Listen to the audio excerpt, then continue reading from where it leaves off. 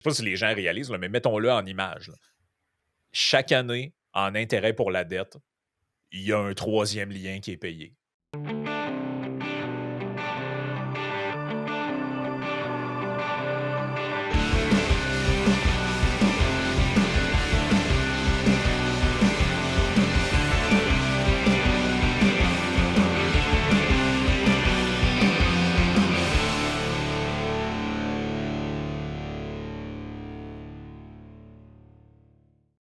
Hey, bienvenue dans ton Yann et Frank. Hier, mise à jour économique du budget. C'est important d'en parler dans des médias sérieux. C'est pour ça que le Journal de Québec, la première page, c'est une madame qui est décédée au Népal. Oui, c'est ça, c'est des dossiers plus prioritaires que d'autres. Écoute, on va en parler dans quelques instants. Juste avant, je dois vous parler absolument de nos commanditaires Range Brand parce que eux autres aussi, c'est le Black Friday. Max, il m'a écrit hier, c'est plus vrai, là. 10% de rabais, c'est 50. Oh! Fait que là, je pense que c'est vraiment le temps, là. C'est 50. 50% de rabais pour les 2 prochains jours. Fait que c'est le temps d'y aller, là. Si vous voulez y aller, en fait, je pense jusqu'à vendredi. Fait que c'est là, c'est le temps, faites-le maintenant. Sinon, je remercierai aujourd'hui, évidemment, sur leur site web, rangebrand.ca. Je vais remercier aussi nos amis de TLF Dessin pour les dessins industriels et les plans 3D dans le domaine de la construction. Ils sont là pour vous servir, contacter leur équipe, puis ils vont pouvoir vous aider dans tous vos domaines, dans ce qui a trait à justement le domaine de la construction. Nicolas, écoute, commençons par les choses importantes qu'on veut savoir dans ce budget-là, parce que c'était comme ça que TVA Nouvelle nous le présente ce matin. Mise à jour économique, pas de nouvelle aide spécifique pour les médias à l'horizon. Attends un peu, là, ça, c'était la priorité, là? Ouais, c'est comme ça qu'ils nous le présentent aujourd'hui. Ce qu'on a à retenir, c'est qu'ils n'ont pas donné d'argent supplémentaire aux médias qui sont en grosse campagne. En fait, c'est la guignolée en ce moment. Donc, c'est ça. Est-ce que tu peux confirmer cette information-là, qu'il n'y a pas de nouvelle aide? Parce qu'on sentait qu'il y avait beaucoup de pression. Là. Il y a une mise à jour qui s'en venait. Il y a 2, 3 députés dans le couloir qui ont versé une larme en disant c'est pas drôle, nos médias, tout ça. Puis, tu sais, il y a beaucoup il y a beaucoup de pushing pour que le gouvernement allonge encore. En fait, ils veulent étirer à l'audiovisuel, entre guillemets, ce qui est déjà à l'écrit. Donc, il y a un crédit d'impôt pour le salaire des journalistes. Donc, ils veulent ça. Est-ce qu'on a vu ça dans le budget ou est-ce qu'il y a quelque chose qui tend vers ça? Là? Ben, pour l'instant, non, effectivement, il n'y a pas d'argent supplémentaire pour les médias. Ça, c'est pas mal confirmé. Puis, je veux dire, j'ai écouté hier Cube Radio, puis qu'il y a le 99.5, puis il y en a plusieurs là-dedans qui se plaignaient justement qu'il n'y avait rien pour les médias. Donc, bon, c'est soit une bonne nouvelle pour certains ou une bonne pour d'autres. Ça dépend de quel bord on est là-dessus. Mais sinon, pour le reste, à part la question du crédit d'impôt pour les salaires au niveau des médias, il n'y a pas vraiment eu d'ajustement à ce niveau-là. Mais de toute manière, je t'avouerais que la mise à jour économique d'hier, il y a comme bien du monde qui a des attentes assez élevées là, par rapport à plusieurs choses qu'on espérait voir. Les médias, eux, ils espéraient voir des crédits d'impôt ou sinon des subventions directes.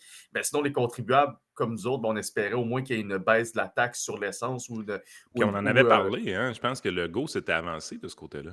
Oui, ben, il s'est avancé puis il a reculé à plusieurs reprises aussi. Il a comme fait du back and forth, en fait, puis on a comme eu l'impression qu'il y avait un recul officiel récemment quand il a fait une entrevue dans Le Devoir où est-ce qu'il disait qu'effectivement, ça pourrait être controversé ou que ça serait, comment dire, que ça serait pas pratique essentiellement de prendre les surplus du fonds vert pour réduire la taxe sur l'essence ou sinon pour donner un congé de taxe sur l'essence d'une quelconque manière. Donc, fait que, on savait qu'elle allait avoir un recul, c'est juste qu'on pensait quand même qu'elle allait avoir peut-être de quoi de plus pour compenser quelque part, mais finalement, les grosses nouvelles d'hier, il n'y a pas grand-chose vraiment là, je veux dire, comment dire, qui nous rend optimistes par rapport à la suite des choses. Par contre, il y a quand même eu des petits ajustements par rapport au régime des rentes du Québec, par rapport au RQAP. Il y a aussi là, l'indexion là, des régimes fiscaux qui est assez intéressant parce que, dans le fond, en indexant, là-dessus, j'allais plus aller dans les détails tantôt, là, mais essentiellement, ils font une indexation de 2,5 pour toutes les tranches d'imposition, les crédits d'impôt personnels puis les prestations sociales.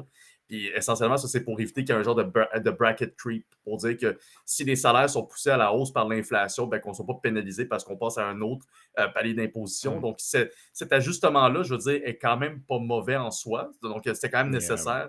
Mais Mais dans tu dis l'ensemble, c'est pas grand-chose. 2,5 par contre, l'inflation quand même était un peu plus que ça au Québec. Est-ce qu'on prend l'inflation canadienne au lieu de prendre l'inflation québécoise pour faire ça? Parce que je pense que c'est comme L'inflation au Québec est quand même en haut de 3 dans Ouais, la c'est genre dernière année, là. 3,3 Mhm. quelque chose de même. Ben, c'est une bonne question parce que je ne sais pas sur quel indice d'IPC qui se base, mais je pense que c'est l'indice canadien essentiellement. Puis c'est pas 2,5 pardon, c'est 2,05 donc OK. c'est encore moins important que ça. Mais le gouvernement, il se cache derrière cette annonce-là en disant ben, ça va faire, ça permet essentiellement de laisser à peu près 4,1 milliards de dollars dans les poches des Québécois au cours des prochaines Non, ça, c'est années. pas vrai, ça. Mais c'est ça, c'est un essentiellement, c'est un ajustement comme tel qui ne vaut pas Puis, grand-chose. puis écoute, Nicolas, je suis obligé de te dire, je suis obligé d'aller plus loin. Les salaires ont augmenté plus vite que l'inflation dans les 2, 3 dernières années, là. Je veux dire, Mhm. sincèrement, si on se fie à l'inflation canadienne pour corriger le fait que les salaires des gens vont être plus imposés, dans le fond, pour empêcher cette surimposition-là, ça ne fonctionne pas pantoute la journée que les salaires ont augmenté de 4 là. Je pense Exact. qu'on s'en est fait passer une petite vite par le gouvernement, honnêtement, sur cette affaire-là. Oui, absolument. Bon, on peut le voir de même. Puis, tu sais, au final, je veux dire, il établit ça sur les 5 prochaines années. J'ai toujours comme la difficulté à prendre au sérieux ces genres de plans quinquennaux-là, d'une certaine manière, parce qu'il n'y a rien qui empêche qu'il puisse avoir un changement au prochain budget ou au prochain changement de gouvernement. Même chose là, pour la fameuse réduction là, tu sais, de 0,2 sur, pour les cotisations RRQ, puis de moins 13 pour les cotisations RQAP. C'est bon, mais en même temps, est-ce que ça va être là de manière durable? Pas vraiment. Il n'y a rien qui laisse entendre que ça va être là pour plus que, mettons, le prochain exercice financier. Ça Mais représente une économie. RQAP, il Vas-y. fallait commencer à s'en douter que ça allait arriver, là, à force de ne pas faire de bébé, là, à un moment donné, la RQAP, on ne peut pas toujours payer le même prix, là. Les Québécois sont tranquilles dans la chambre à coucher, là. Exactement. Fait que le fonds qui sert à ça est essentiellement en plein surplus, ce qui permet au gouvernement de dire ben, on peut baisser les cotisations ne serait-ce que d'un peu, mais ils vont quand même rester importantes malgré tout. Puis ben, le régime des rentes du Québec, ça, c'est quand même assez particulier parce que là, c'est drôle parce que ça, c'est l'inverse. On a de plus en plus de départs à la retraite. Donc, on se serait attendu peut-être à ce que ce montant-là soit plutôt indexé à la hausse. Puis finalement, c'est l'inverse. On le baisse de 0,2 points, mais pour le travailleur moyen, ça représente une économie d'environ 90-93 dollars. Donc, c'est pas énorme comme tel. C'est très loin de ce que nous, on espérait, mettons, avec l'abolition de la taxe carbone. On avait calculé que pour un foyer au Québec, ça coûtait juste en coût direct sur l'essence pas loin de 500 dollars par année Hi! pour une famille qui a 2 véhicules. Si on prend C'est incroyable. en considération le calcul économique, ben, le coût économique, quand on pense au fait que c'est aussi refilé aux agriculteurs, aux camionneurs, c'est une facture qui augmente quand même assez rapidement. Mais malheureusement, il n'y a rien de ça qui a été mis de l'avant. En fait, la seule nouvelle qui concerne le fonds vert, finalement, que pendant quelques semaines, on avait l'impression qu'elle allait peut-être avoir de quoi, soit qu'on prend les surplus pour faire une baisse de taxe sur l'essence ou peu importe. Finalement, c'est transféré au fonds des générations. Fait que, il y a beaucoup de monde qui chiale là-dessus. Je ne fais pas partie de ceux qui chialent nécessairement parce que je ne pense pas que le fonds des générations, c'est une mauvaise chose en soi. Mais il n'en reste que c'est 1,8 milliard qu'on met dans un fonds plutôt qu'on met dans les poches des contribuables ou qu'on utilise pour baisser le fardeau fiscal d'une quelconque manière. Donc, c'est dommage, mais c'est moins pire que si ça a été juste garoché comme ça dans le transport en commun sans qu'il y ait, par exemple, Ouais, ouais, ouais. d'overlook supplémentaire. Là. Mais là, j'ai-tu rêvé ça ou Girard, il nous a même dit, là, vous êtes chanceux parce qu'il y a bien du monde qui nous demande de l'augmenter, là, la taxe sur l'essence. Là, fait que vous êtes chanceux qu'on ne l'augmente pas. Là. Qui a demandé ça? Ben, apparemment, là, c'était dans l'article de journal qui relatait la mise à jour budgétaire. Il disait on a beaucoup de pression là, pour l'augmenter, pour lutter contre les changements climatiques. Là. OK, Fait les gens qui qu'apparemment, demandent ça, on peut-tu arrêter de les subventionner? ouais, c'est ça. Mhm. Moi, ça ferait mon affaire, là, d'arrêter de subventionner des Ouais, crétins, là. je sais pas s'il y a vraiment quelqu'un au Québec qui pense encore que la taxe québécoise sur l'essence change quelque chose au changement climatique. Là. Mais en tout cas, ça, c'est un autre. Il y a comme, c'est parce qu'il y a comme jamais d'études sur le coût-bénéfice hein, sur ces Non. mesures-là. Ils sont mis de l'avant. On n'a aucune idée de ce que ça génère, mais c'est pas grave, on continue de même. Ouais, mais ça coûte de l'argent au monde. Là. On Mhm. peut-tu savoir si ça a un impact positif réel ou pas? Là? Ah, non, ça, c'est une question qui n'est jamais posée. Ça. Non, exactement. Puis ben, on peut s'imaginer que les quelques groupes, bon, je ne vais peut-être pas pointer du doigt certains parce qu'on peut avoir en tête peut-être Greenpeace, Équiterre et autres, mais je ne peux pas vous garantir que c'est nécessairement eux. Mais vous pouvez imaginer que c'est ce genre de discours-là qui se fait entendre auprès du gouvernement, ce qui me dit que ben, il va falloir que nous, on mobilise notre gang à la FCC puis qu'on envoie quelques milliers de courriels à la boîte d'Éric Girard au cours de la prochaine semaine parce que s'il y a un contre-discours, ben nous, il faut qu'on s'installe et qu'on prenne notre bord du narratif aussi. Ah, Mais, puis mais c'est bon ce que tu viens de dire là, parce que Nicolas, il faut qu'on le prenne le temps de le dire. La Fédération canadienne des contribuables, vous faites vraiment une bonne job depuis longtemps. Depuis que tu es en charge du volet québécois, sincèrement, je te lève mon chapeau. Tu es présent dans les médias, tu es toujours une source de référence. pour les analyses budgétaires à chaque année, un regard un peu plus frais de ce qu'on est habitué. Là, dans le temps, on se contentait du conseil du patronat qui couchait un peu avec les libéraux, mais sincèrement, tu fais vraiment une bonne job. Tu es vraiment pertinent dans les médias. Puis à toutes les fois qu'on te voit, tu interviens à tous les moments importants budgétaires. Puis tu joues un gros rôle de vulgarisation. Puis je prends le temps de te le dire, là, tu fais vraiment une bonne job, sérieux.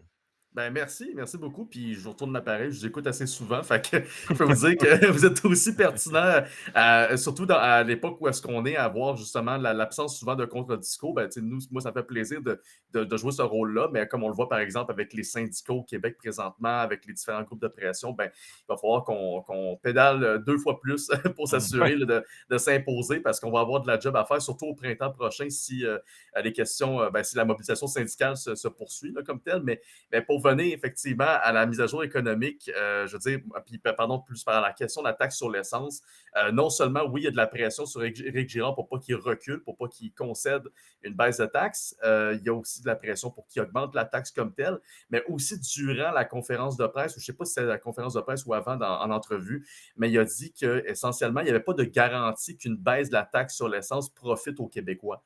Et ça, j'ai trouvé ça vraiment débile. C'est pas encore le mythe que quand tu baisses les taxes, ils vont augmenter le profit. Là. Je suis plus Oui, capable d'entendre celle-là. oui, c'est lunaire, puis je vous jure, Éric Girard, il colporte cette théorie-là depuis au moins 2022, parce que, pour ceux Oui. qui s'en rappellent, en 2022, le prix de l'essence a carrément explosé avec la guerre en Ukraine. C'est rendu à du 2 Ouais.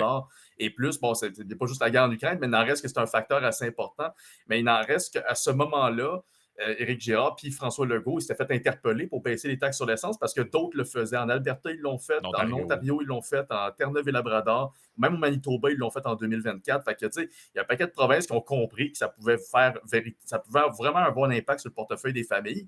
Mais à la place de ça, ben, Legault, à chaque fois, il sortait des excuses. Il disait, ben, c'est parce que ça aurait des revenus de moins pour les coffres du gouvernement. Après ça, on disait que ben, c'est parce que ça allait avoir un impact sur l'environnement comme tel. Et éventuellement, ben, la troisième excuse, puis ça, c'est la plus farfelue, c'est de dire, ben, si on baisse les taxes sur l'essence, les pétrolières vont augmenter leur prix. Mais tout ça est basé sur une très mauvaise interprétation d'un événement qui a lieu en genre 1984. Là. C'est comme ça, au bout d'une quarantaine d'années. Là. Puis je pense que Vincent Geloso en avait parlé à quelques reprises, puis ça m'a emmené à lire là-dessus. Puis ça a l'air qu'il n'y a pas grand monde qui comprenne ce qui s'est passé, mais grosso modo, à l'époque, le ministre des Finances, Jacques Parizeau, avait fait une baisse de la taxe sur l'essence pendant à peu près 6 mois. Puis, ben, sur cette période de 6 mois-là, au début, les gens ont ressenti la baisse de la taxe sur le prix de l'essence, mais le prix a augmenté par la suite.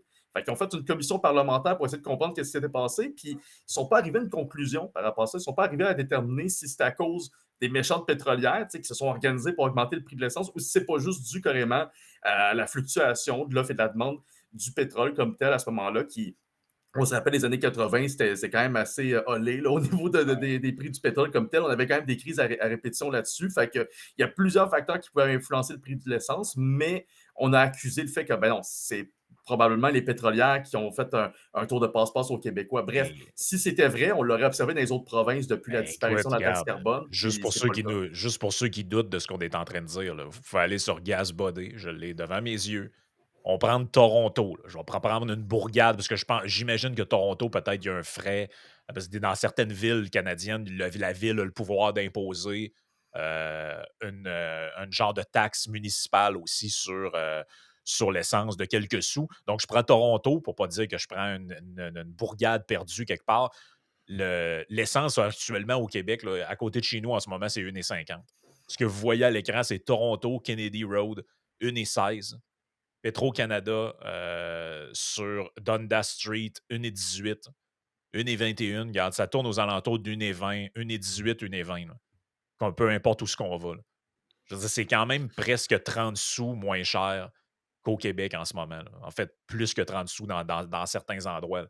Donc, c'est pas vrai leur affaire. Si c'était vrai, on verrait des augmentations, puis ils s'ajusteraient à peu près au prix du Québec, ou en tout cas, tu verrais que les prix ont monté. Mais la taxe a été enlevée dans plusieurs provinces, et le phénomène qu'on nous dit que c'est sûr qui va arriver n'est jamais arrivé ailleurs. Et cette fake news-là, elle est répétée même dans des journaux, puis on n'arrête pas de nous dire qu'il faut lutter contre la désinformation, puis on a des gens qui en font, y compris au sein du gouvernement. Là. Je veux dire, à un moment donné, quand est-ce que quelqu'un va le dire que c'est de la désinformation, ce truc-là? C'en est. Oui, C'est c'en est.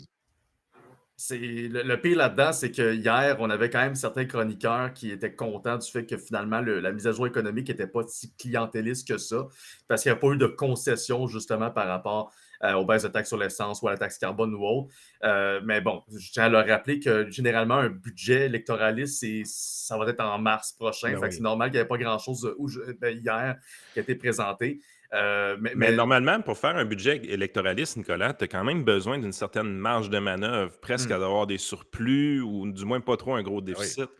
Là, on était à 14 milliards annoncés en mars. Est-ce que la situation s'est améliorée ou s'est détériorée du côté du gouvernement? Euh, Avec grande surprise, ça s'est amélioré, mais il faut y aller vraiment là, faut y aller mollo là-dessus parce que c'est pas, ça s'est amélioré façon de parler. Le déficit est moins important que prévu, ce qui est quand même pas si mal. C'est la même chose pour l'année passée. Il était supposé être d'à peu près 10, Mais 10 milliards, c'est laisse-moi guesser. 7,6. Les dépenses ont augmenté quand même plus que prévu, mais c'est les revenus qui ont augmenté plus que prévu. Écoute, il y a les deux. C'est encore une fois, euh, les revenus, en fait, ont augmenté. Puis la raison de tout ça, c'est essentiellement à cause des projections économiques. Parce que les projections qui ont été faites en mars, dans le budget, en fait, ce qu'il faut comprendre, c'est qu'il y avait quand même plusieurs scénarios qui ont été présentés. Un scénario où est-ce que les tarifs, parce que vraiment, l'angle le plus important dans le dernier budget, c'est C'est la les question de la tarifs. guerre commerciale. Donc, comment est-ce que les tarifs vont impacter la croissance économique? Puis, tu avais un scénario où est-ce que c'est 10 de tarifs, un scénario où est-ce que c'est 25 puis un scénario où est-ce qu'il n'y en a pas. Puis, fait que, basé sur ces trois scénarios-là, finalement, c'est comme, je ne sais pas exactement sur lequel est le plus pertinent, mais je pense que c'est à peu près 10. Mais à la fin de la journée, finalement, on est dans une situation où est-ce que la productivité de l'économie est meilleure que ce qui était anticipé. Donc, ça fait en sorte que le gouvernement a plus de revenus que prévu. Et bon, donc ça, c'est la bonne nouvelle. En contrepartie, on augmente les dépenses, mais pas tant que ça, finalement. C'est 800 millions de plus que prévu, ce qui me OK. fait quand même sourciller parce que le 800 millions de dollars de plus en dépenses, comme on peut le voir, ben, quand on regarde dans les colonnes de chiffres, on se rend compte que c'est la hausse du service sur la dette qui comme la part de Oh! Lyon sur l'augmentation des dépenses. Ah, voilà. Parce que dans le dernier budget qui a été présenté en mars dernier, on disait que cette année, le coût de l'intérêt sur la dette allait être aux alentours de 9,7 milliards. Là, on est à 10,2 milliards. Donc, ça coûte un 500 millions de plus pour le C'est ça. service sur la dette. C'est Un bon surprenant prêt. qu'il soit pris par surprise de ce côté-là, parce que s'il y a quelque chose que les fonctionnaires du ministère des Finances gèrent bien d'habitude, c'est le service de la dette. On a pris beaucoup d'emprunts à très long terme dans le passé qui nous ont quand même aidés là, à passer au travers des dernières hausses de taux. Mais là, de voir qu'ils se trompent de centaines de millions comme ça en quelques mois, je suis un peu surpris d'eux autres, honnêtement. Là. D'habitude, ils ont une meilleure gestion de ce côté-là. Mais en même temps, ça vous montre comment que le service de la dette, là, il commence à être problématique dans le budget. Là. Ben, d'ailleurs, c'est dans les colonnes de chiffres que j'ai vu passer, on prévoit qu'il va être à quoi? 11,7 dans les quelque chose comme 3-4 prochaines années. Là. C'est beaucoup C'est là d'argent, qu'on là. s'en va. Là. C'est ben, est-ce que les gens, je ne sais pas si les gens réalisent, là, mais mettons-le en image. Là. Chaque année, en intérêt pour la dette, il y a un troisième lien qui est payé. Si vous voulez une image là, dans votre tête, là, puis qui a rapport, je ne sais pas si les gens réalisent, là, mais mettons-le en image. Là. Chaque année, en intérêt pour la dette, il y a un troisième lien qui est payé. Plus là, qui ont été payés juste en intérêt. Il y a 10 toits du stade olympique par année en intérêt de la dette. Je sais pas, prenez l'indicateur, mais c'est important de se faire des images comme ça parce que ça devient théorique. Un année, je pense que les gens ne réalisent pas ce que ça veut dire au niveau budgétaire. Là. 10 milliards et 11 milliards d'intérêts sur la carte de crédit. Là. Je veux dire, tout cet argent-là, si tu prends Ben, un écoute, lighter là, puis tu mets le feu dedans. on est à 6 ou 7 points de pourcentage de TVQ, honnêtement. L'équivalent de 10 ou 11 milliards, là, je pense que la TVQ doit rapporter entre 15 et 17 à peu près. Fait que t'es à peu près, on paye 10 de TVQ, puis il y a à peu près 6 ou 7 de la TVQ Ouais. qui sert juste à payer l'intérêt à la dette. Ça, Exact. En fait, si le service sur la dette était un ministère, on calcule ça rapidement, mais ça serait le quatrième ministère du Québec. Tu as la Oh! santé et les services sociaux, tu as l'éducation, tu as l'enseignement supérieur, puis tu as le service sur la dette en quatrième position. Je veux dire, Wow! ça te donne une bonne idée. Puis quand on fait le calcul rapide, ben là, j'y allais avec le calcul à 9,7 milliards initialement, mais ça arrive à peu près au même présentement. C'est à peu près 1100 $ par Québécois que ça coûte cette année. C'est beaucoup Qu'on paye d'argent. en taxes et en impôts pour finalement juste voir la dette augmenter. Puis la dette présentement, si on prend juste la dette brute, moins pire que prévu, ça avec, parce que ça, c'est à cause que le déficit est moins important que prévu. En fait, le déficit cette année, on parlait de 13,6 milliards. Finalement, c'est 12,4 milliards. Donc, une petite réduction à ce niveau-là. On va y arriver. Ben ouais, on va y arriver, c'est un petit milliard à la fois. Mais, mais sinon, pour le reste, donc en contrepartie, à cause de ça, la dette est à 256 milliards au niveau brut, mais elle va passer à 276 milliards d'ici le 31 mars 2026. Donc, c'est quand même une bonne augmentation de 21 milliards là, en dedans d'à peu près en dedans d'un an, d'un exercice financier. Fait que, je veux dire, au final, cette dette-là elle continue d'augmenter, puis il faut donc s'attendre à ce qu'on va continuer à payer davantage. Puis le seul argument que le gouvernement nous sort là-dessus pour comme justifier la situation des finances publiques, c'est de dire ben, le ratio dette PIB il est sous contrôle. On va arriver à un ratio d'environ 39,2 40 d'ici mars prochain. Donc, c'est pas si alarmant que ça, il ne faut pas s'en faire. Mais c'est la même excuse, c'est la même chose qu'on disait au fédéral il y a quelques semaines à peine, quand on montrait le déficit puis la dette qui avait quand même considérablement augmenté là, sous Trudeau et Carney. C'est de dire, ben, c'est pas si grave que ça, guys, parce qu'on a le meilleur ratio dette PIB des pays du G7. Oui, mais on paye pas loin de 50 milliards de dollars en intérêt sur la dette. Là. Je veux dire, comme c'est de l'argent là, qui s'en va pas dans les services publics, qui n'est pas Ouais, puis remis dans les infrastructures ou dans nos poches. Là. oui, puis il faut rappeler encore une fois que tu peux pas comparer une fédération comme le Canada avec un État centralisé comme la France. C'est toujours les Mm. comparaisons qui sont faites. À ce que je sache, il n'y a pas de province en France qui gère des hôpitaux, des écoles avec un budget, des paliers. C'est un gouvernement central. Là. Ouais, Tu puis peux je vais pas. aller plus loin que ça, Frank. Là, les vraies analyses que tu dois faire, tu es obligé d'inclure non seulement le provincial fédéral, mais également les municipalités, également les individus et les corporations. Le problème présentement d'endettement au Canada, il est d'abord et avant tout au niveau des ménages, à cause de la bulle immobilière, à cause du manque de construction des maisons. Et en plus de ça, les Canadiens, les Québécois, c'est encore pire. On paie des taxes comme des cochons, puis on n'a plus une scène, on n'arrive pas, puis éventuellement, ça se ramasse qu'on emprunte pour faire l'épicerie. Là, on est dans cette situation-là. Fait que, tu sais, t'auras beau vous te vanter, ah, ma dette sur le PIB, blablabla, blablabla. Si le Québécois est plus capable de payer puis est obligé de prendre sa carte de crédit pour faire son épicerie, il n'y a personne qui avance dans la province. Là. Ben non, c'est Et ça. ça ne fonctionne pas. Là. Puis surtout que, tu sais, à la fin de la journée, cette notion de dette PIB, c'est basé entre autres sur la croissance de l'économie. Puis, tu sais, dans les chiffres qui nous ont été révélés hier, ben, pour cette année, on s'attend à une croissance de 0,9 pour 2025 puis 1,1 pour 2026. L'économie au Québec, elle stagne relativement. C'est une croissance très faible. Mais apparemment, je veux dire, ça a l'air de rien, mais Éric Girard, il était content de ça parce que lui, il s'attendait vraiment à une récession. Ça me donne un peu cette impression-là.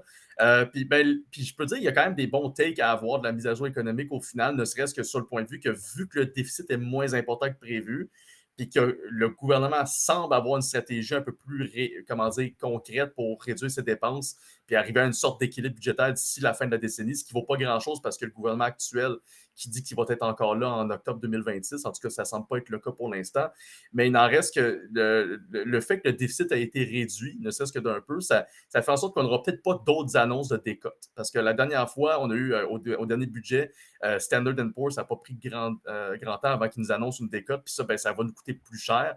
En fait, au cours des prochaines années, juste cette décote-là va coûter pas loin de 500 millions de dollars aux contribuables au paiement Ah, des services sur la dette. Mais là, si on en avait fait, eu ça doit d'autres être ça annonces, aussi, ça doit être ça aussi qui est paru dans le service de la dette, éventuellement, cette fameuse décote-là. Il a dû avoir un impact qui a fait augmenter ces coûts-là en réalité. oui, ben, c'est ça. En fait, les conditions liées à la décote plus les intérêts sur les emprunts précédents. Donc, c'est deux choses qui a mis ensemble, ça a fait augmenter peut-être plus rapidement que prévu là, le Ouais. service sur la dette. Puis ça, c'était clairement pas prévu dans le dernier budget qu'ils ont déposé. Fait que ça peut expliquer l'erreur d'à peu près 500 millions Ben entre oui. les derniers exercices financiers. Mais le fait qu'on n'ait pas d'autres décotes, que DBRS, Morningstar et compagnie ne se pointent pas pour dire ouais, le Québec, on vous décote, je pense que c'est peut-être la meilleure nouvelle en soi, c'est qu'au final, on n'a pas une situation économique qui s'empire par rapport au scénario qui nous a été présenté en mars dernier. Mais tu Puis, sais, est-ce que pas c'est, tu sais, dans grand-chose. le fond, vu que les revenus ont augmenté, ils ont quand même augmenté les dépenses d'une manière supplémentaire, mais comme on a dit, c'est plus lié au service de la dette que des nouveaux programmes ou des nouvelles promesses de la CAQ. On sait que ce gouvernement-là est hors de contrôle puis achète la paix avec tout le monde. C'est probablement une des fois qu'ils font une mise à jour économique où est-ce qu'ils sont ils se sont le plus restreints, autrement dit. Ils ont pratiquement rien fait pour donner des nananes un peu. Si on garde cette direction-là au mois de mars prochain dans le budget préélectoral, est-ce que ça veut dire qu'en réalité, le gouvernement du Québec commence à avoir un fusil sur la tempe par les agences de notation? On est dans cette position-là, mais on ne nous le dit pas vraiment. Ben oui, ben moi je pense que c'est carrément la situation actuelle. C'est la raison pour laquelle ils ont mis France-Hélène Duranceau à la tête du Conseil du Trésor puis qu'ils ont enlevé Mmh. Sonia Lebel de là parce qu'il fallait que quelqu'un fasse le ménage puis passe pour la Cruella de service, là, un peu comme François Elle est Legault bonne, hein, disait by the way. lui-même. Moi, je l'adore, Oui, Madame Duranceau, Ouais, là. mais justement, oui. j'avais quelque chose par rapport à elle. Ça change pas de sujet, là. C'est que, et ça se peut-tu qu'il y ait une partie du fait que le scénario va un peu mieux que prévu, un peu moins pire que prévu, qui est un peu relié à des dépenses qu'on reporte à plus tard? Parce que moi, j'ai vu plusieurs articles que pour moi, c'est un signal un peu d'alarme, là, ça, là. Je t'en mets un à l'écran, là. Il y avait un gel des subventions qui avait été décrété par France-Hélène Duranceau, le temps qu'on fasse supposément l'examen de tous les programmes. Et là, comme par hasard, 2 jours avant que la mise à jour budgétaire sorte, on nous annonce qu'on rouvre les vannes.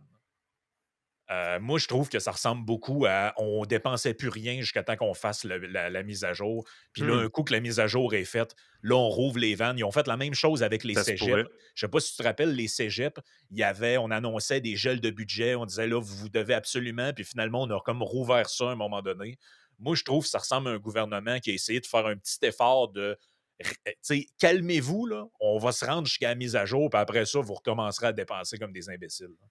Ça ressemble à ça. On dirait vraiment qu'ils ont comme attendu d'avoir la mise à jour pour dire ben, qu'est-ce qu'on fait finalement avec les subventions. Puis j'ai quand même de la difficulté à croire qu'ils ont fait l'exercice de manière complète en 2 semaines pour réviser tous les Ben programmes non, de c'est sûr subventions que à tous non. les C'est ministères, sûr là. que non. On dit que le 21 octobre dernier, Québec avait décrété un moratoire sur le versement des aides financières de la catégorie support, sauf exception. Et là, on dit qu'on devait faire l'examen de tout le programme des Ça n'a subventions qui pas sont. été fait en 2 semaines, ça. Ben, c'est sûr que ça n'a Non. pas été fait. Moi, je trouve que ça ressemble juste à on retient des chèques, puis on dit qu'il y a moins de dépenses que prévu, là. En tout cas, ça fait partie d'une série de mesures qui ont l'air. Tu sais, je comprends pas l'intérêt puis le timing de faire ça si ça n'a pas de lien avec la mise à jour budgétaire. Non, surtout qu'au final, il y avait quand même un paquet de subventions qui étaient quand même octroyées malgré tout. Tu sais, c'était un moratoire sur les subventions, mais il y avait quand même un paquet de règles d'exception par rapport au programme. Il y avait des trucs qui étaient quand même permis. Ben, c'est comme un peu le gel quand ils disent qu'il y a un gel d'embauche, quand tu vas voir des détails, il y a toujours des exceptions. Puis oui, mais ça touche pas ci, ça touche pas. Finalement, ça touche jamais grand-chose, là. Fait que c'est plus. Donc, c'est ça. Puis tu disais aussi que, bon, on a parlé du service de la dette, on a parlé de la taxe sur l'essence, on a parlé des subventions, du déficit, tout ça. Il y avait quelque chose aussi par rapport à la tarification du carbone, là, par rapport à Drainville, qui a été annoncé, le prix du. J'ai pas trop compris ce bout-là, peut-être l'expliquer sur le prix, dans le fond, les objectifs, les cibles là, de GES, puis tout ça. Là. Apparemment que Drainville a joué dans quelque chose là-dedans, là. Oui, ça n'a pas été encore totalement annoncé, quoique la consultation OK. publique a lieu présentement pour justement réviser les fameuses cibles du gouvernement par rapport à la réduction des émissions au cours des prochaines années. C'est sûr que ça va impliquer, il y a une discussion en ce moment à savoir c'est quoi la stratégie du gouvernement pour rejoindre ces objectifs. Là, je pense que c'est de réduction de pas loin de 35 des émissions. Puis bon, on Ouais, s'entend c'est qu'une bonne partie de 37,5, je pense. 37,5, c'est ça. Puis essentiellement, les mécanismes que le gouvernement a à sa disposition pour atteindre ses objectifs présentement, c'est lesquels? Parce qu'une partie de sa stratégie jusqu'à maintenant, c'est entre autres là, la question des voitures électriques pour 2035, qui était pas mal là, un des fers de lance de tout ça, avec bien sûr là, la fameuse taxe carbone. C'est comme les deux principaux éléments couplés avec l'électrification des transports au Québec. On a comme la stratégie complète pour vraiment une réduction des émissions du Québec comme tel. Mais il y a deux choses, par exemple. La taxe sur le carbone, on est chanceux au Québec. Chanceux, attends, on n'est pas chanceux Oh! d'être les seuls à la payer, mais on est chanceux dans la mesure où est-ce que le prix du carbone est toujours moins élevé que ce que les autres provinces payaient sous le régime fédéral. Puis la taxe carbone comme telle, elle n'évolue pas à un rythme aussi rapide que l'aimerait le gouvernement ou certains experts, entre guillemets, là, qui au Québec aimeraient ça qu'on paye beaucoup plus cher sur le carbone. Parce que selon les projections actuelles du gouvernement, d'ici 2030, on devrait payer environ, ça c'est le prix médian projeté, 23 cents par litre d'essence uniquement en taxe carbone par rapport à 9 cents présentement. Mais ce montant-là, peut varier. Comme je dis, c'est un montant médian, ça peut être plus aux alentours de 14 cents, ça peut être plus élevé, on peut être aux alentours de 30 cents. Mais selon certains, il faudrait que ce soit encore plus élevé que ça, essentiellement. Évidemment. Donc, pour être en mesure de forcer vraiment un changement changement de paradigme, puis que les gens arrêtent de consommer de l'essence, du carburant et autres. Fait que, dans le Ouais. fond, c'est à savoir s'il va y avoir des ajustements à ce mode de tarification-là. Je pense pas qu'il va en avoir parce que, faut rappeler que la tarification du carbone, c'est relié au marché de carbone avec la Californie. Fait qu'à part si le gouvernement décide d'ajouter une autre taxe là-dessus, il n'y a pas grand-chose qu'il peut faire par rapport au prix lui-même. Mais sinon, pour la question des voitures électriques pour 2035, il a déjà annoncé un recul. Puis ça, il y a une autre consultation qui va lancer bientôt, une consultation sur son fameux EV mandate, essentiellement, pour Mhm. plusieurs raisons. D'un, parce que le fédéral est en train de réajuster le tir par rapport à ses propres objectifs, mais en plus parce que le Québec a décidé de ne pas miser pour 100% de voitures électriques, mais plutôt ça va être 90. 90% des voitures pour 2035 qui vont être électriques, puis on va laisser 10% de voitures à essence et diesel de l'année pouvoir continuer à rouler sur les routes du Québec. Fait que essentiellement, c'est deux stratégies que pour l'instant, ils sont comme revues. Mais on n'a pas encore, là, j'ai pas la confirmation de mon côté à savoir s'ils ont déjà comme une stratégie en tête. Une chose est sûre, puis je dois le dire, je préfère l'approche de Drainville présentement que celle de son prédécesseur, là. Il est un peu plus ouvert aux consultations, il est un peu plus ouvert à Lâchez-moi entendre avec les des parties prenantes autres GS. que les différents groupes. Là. Ouais, c'est ça. Lui, ça semble le déranger. Puis ce que j'aime, c'est qu'il dit carrément, tu sais, vous voulez qu'on atteigne des objectifs de 37,5. Il y en a d'autres qui disent qu'on devrait réduire de 45, d'autres de 50. Mais c'est quoi que vous êtes prêts à sacrifier pour qu'on atteigne ces objectifs-là? Mais écoute, honnêtement, pendant que Nicolas est gelé, je vais continuer, là. Euh, Bernard Drainville a eu Ah, beaucoup de difficultés en politique. On sait, il a été à l'origine de la Charte des valeurs dans le temps du PQ, ainsi de suite. Tu sais, il a été beaucoup, beaucoup dans la tourmente. Mhm. Mais je vais lui souhaiter une chose, sérieusement. S'il pouvait sortir de son mandat politique, la tête haute, finalement faire de quoi que les gens vont apprécier, là, je pense qu'il pourrait regarder son image un peu. Puis présentement, Bernard Drainville est sur la bonne voie, là. Même aujourd'hui, on a réussi à faire le podcast en disant Bernard Drainville sans dire Bernard Drainville. Il a l'air de bonne humeur, il a l'air à vouloir fighter un peu. Puis je pense que ça lui ferait du bien de sortir la tête haute de ce mandat-là de Ouais, ministre. Puis il puis y a une occasion de le faire et finalement s'occuper réellement de ce que les citoyens veulent. ouais, puis c'est pour de vrai, le ministère de l'Environnement, des fois, on se demande qu'est-ce qu'ils font, puis qu'est-ce qui se passe là-dedans, là. Peut-être dans la vie des citoyens de tous les jours, ça change pas grand-chose, ce ministère-là, mais dans la vie des entrepreneurs du Québec, ça change bien des affaires. Parce Exact. qu'une des grandes sources de notre manque de productivité, là, c'est la quantité de paperasse et de normes environnementales qu'on a ajoutées dans les dernières années. Vous n'avez pas idée à quel point on peut faire fermer des chantiers pour des pécadilles. Il y a un oiseau qui est dans un nid quelque part, puis on arrête tout le chantier. Des histoires de sol contaminé, de tout ce que vous voulez. Moi, je pense que du côté du ministère de l'Environnement, là, notre manque de productivité, là, il y en a une grosse partie qui est allée chercher dans les multiples normes qui se sont rajoutées depuis les 20 dernières années, là. Tu sais, on le dit, c'est quoi en 2018, il y avait quoi, 1000 quelques employés au ministère de l'Environnement, ils sont rendus Mm. 4000. Qu'est-ce que vous pensez qu'ils font, ces gens-là? Mais ça, ils nuisent. Exact. C'est du contrôle. C'est carrément ça. C'est un ministère de contrôle, de réglementation. C'est pas, tu sais, il y a pas si longtemps que ça, il y a eu un branle-bas de combat parce qu'il y a un sous-ministre, là, je pense que c'est Frédéric Gay, qui avait fait une sortie en disant, ben écoutez, les coupures, là, les 100 postes, ça n'a pas de bon sens. Là, on peut pas accepter que ça va se dérouler comme tel. Ouais, mais 100 postes, c'est rien par rapport à l'embauche qu'il y a eu dans le ministère de l'Environnement. Puis comme tu l'as mentionné, c'est pas un ministère qui s'occupe de donner des services, c'est un ministère qui est là pour réglementer puis à la limite pénaliser comme tel. Fait que de voir qu'il y a quand même un ministre comme Bernard Drainville qui ose s'attaquer à sa propre machine, c'est bon à voir. C'est sûr qu'on va espérer qu'il y ait plus de travail en ce sens qui soit fait. Malheureusement, pour l'instant, dans la mise à jour économique, on n'a aucun chiffre par rapport aux effectifs. On ne sait pas finalement si le travail au niveau de la réduction des postes a bel et bien été fait ou si on va dans la bonne direction, c'est-à-dire est-ce qu'on a vraiment supprimé autant de postes qu'on dit? Est-ce que l'impact budgétaire est important au niveau du coût de Ouais. la masse salariale? Ça, malheureusement, on n'a rien de ça. On va le savoir en mars prochain. Puis ça va nous donner plus une vue d'ensemble par rapport à ce qui va être à faire pour la suite des choses. Mais au moins, comme je dis, il y a quand même quelques éléments, quelques bonnes nouvelles qu'on peut souligner.